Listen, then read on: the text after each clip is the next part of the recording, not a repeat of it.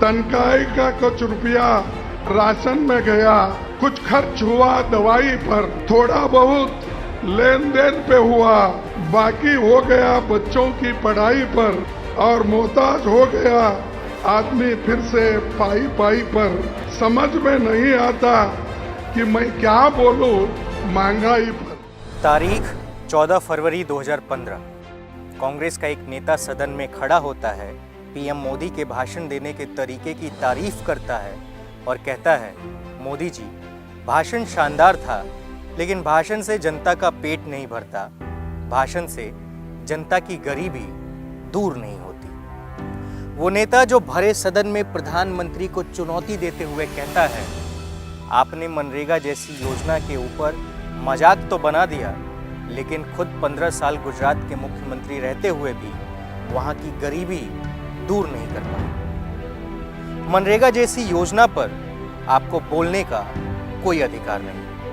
वो नेता जिसे सोनिया गांधी ने लोकसभा में कांग्रेस का मुखिया बनाया, जिसने अपने प्रतिनिधि भाषण में कहा था, हम लोकसभा में 44 हो सकते हैं, लेकिन पांडव कभी 100 कौरवों से डरेंगे नहीं। वो नेता जिसने कांग्रेस अध्यक्ष पद चुनाव के नामांकन के आखिरी दिन पर्चा दाखिल किया और करीब 7,000 मतों के भारी अंतर से जीत गया।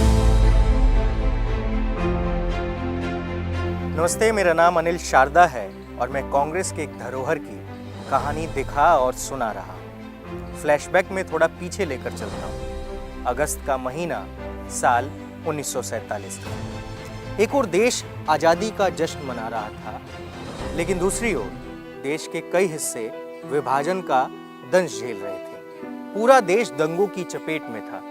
इसी दंगे में एक 5 साल के लड़के ने अपनी माँ और बहन को जिंदा जलते हुए देखा। दंगों के बीच पिता उस बच्चे को लेकर जंगल की ओर भाग गए। वहीं मजदूरी की, बेटे को पढ़ाया। बेटा बड़ा हुआ तो वकील बना, यूनियन लीडर बना, विधायक बना, मंत्री बना, सांसद बना, फिर केंद्रीय मंत्री भी बना, और अब वह नेता भारतीय राष्ट्रीय कांग्रेस का नया अध्यक्ष है। ये कहानी हम सुना रहे हैं मल्लिकार्जुन खड़गे की, कांग्रेस के राष्ट्रीय अध्यक्ष मल्लिकार्जुन खड़गे की। कर्नाटक में एक जिला है, नाम कलबुर्गी। इसे पहले गुलबर्ग के नाम से जाना जाता था। जिले में काफी हलचल रहती है।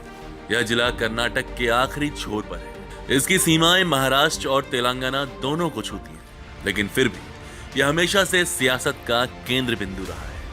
21 जुलाई 1942 इसी गुलबर्ग के परवट्टी गांव में माता साई बव्वा और पिता मापन्ना के घर में एक लड़के का जन्म होता है। लड़के का नाम मल्लिकार्जुन खड़गे रखा जाता है। मल्लिकार्जुन, जिसकी जिंदगी हमेशा मुश्किलों वाली रही है। जब दंगों के दौरान निजाम के सैनिकों ने उनकी मां और बहन को जिंदा जलाया, तब उनके पिता मपन्ना खड़गे मल्लिकार्जुन को लेकर पैदल ही निम्बूर के लिए निकल गए थे। वहां पहले से उनके रिश्तेदार रहते थे। उन्होंने मल्लिकार्जुन को रिश्तेदार के घर ही कुछ दिनों के लिए छोड़ दिया और काम के लिए गुलबर्गा चले गए। उनके पिता वहां मिल में काम करते थे। कुछ दिन बाद स्थिति बेहतर हुई तो मल्लिकार्जुन भी गुलबर्ग आ गए। गुलबर्ग के बासम नगर में ही खड़गे की शुरुआती पढ़ाई। उन्होंने 12वीं तक की पढ़ाई नूतन स्कूल से पूरी की। इसके बाद गवर्नमेंट कॉलेज से ग्रेजुएशन, सेठ शंकरलाल लाहौटी लॉ कॉलेज से कानून की डिग्री ली। खड़गे गुलबर्गा के पहले दलित वकील थे। उनकी होशियारी देख सुप्रीम कोर्ट के जज शिवराज पाटिल ने उन्हें अपना असिस्टेंट बना लिया था। इसी बीच वो कबड्डी के शानदार खिलाड़ी रहे। अगर वो राजनीति में नहीं आते तो शायद कबड्डी खेल रहे होते, लेकिन खड़गे राजनीति में आए। उन्होंने अपना पहला चुनाव कॉलेज में ही लड़ा था।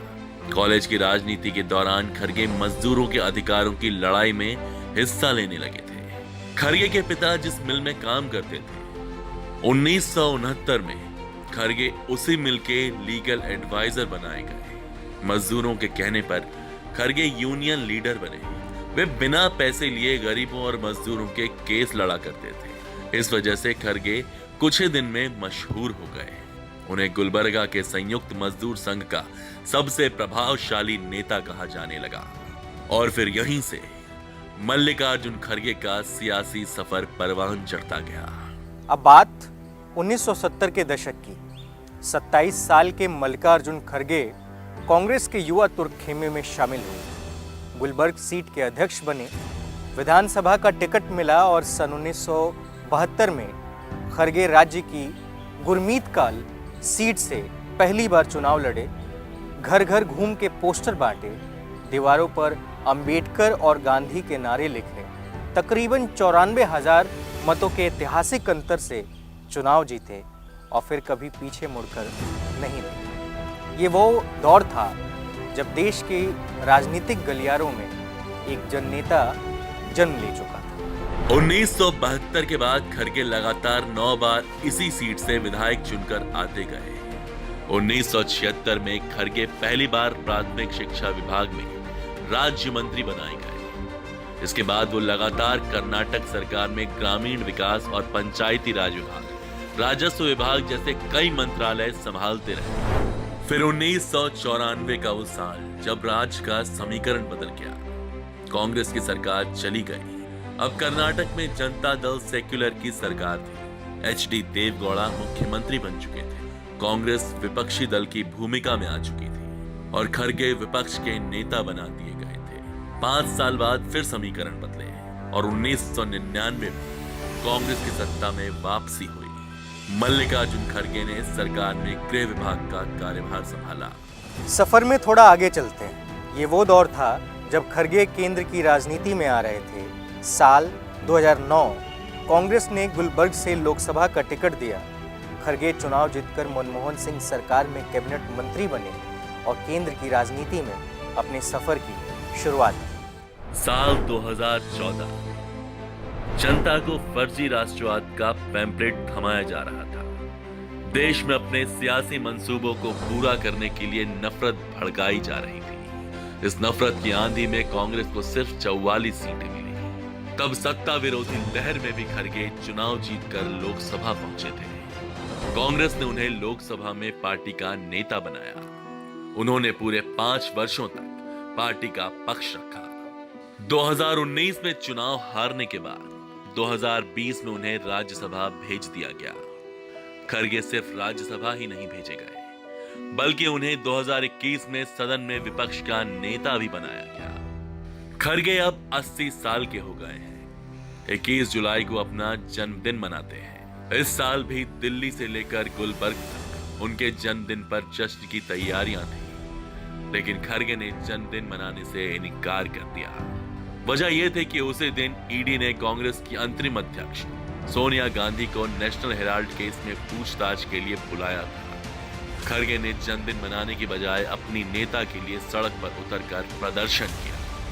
कांग्रेस और जनता के प्रति यही समर्पण उन्हें निरंतर चुनाव जितवाता आया है। कांग्रेस अध्यक्ष पद के नॉमिनेशन के आखिरी दिन उन्होंने पर्चा भरा, राज्यसभा में नेता प्रतिपक्ष के पद से इस्तीफा दे दिया, चुनाव लड़े और हमेशा की तरह इस बार भी जीत गए। इस 50 साल के राजनीतिक करियर में 2019 का चुनाव हटा दे तो खड़गे अब तक कोई चुनाव नहीं हारे। बहरहाल खड़गे अब कांग्रेस के राष्ट्रीय अध्यक्ष हैं। वो कांग्रेस के 18वें राष्ट्रीय अध्यक्ष चुने गए हैं। देश भर में 68 पोलिंग बूथ पर 9800 डेलीगेट ने मतदान किया था। शशि थरूर को 1072 वोट मिले।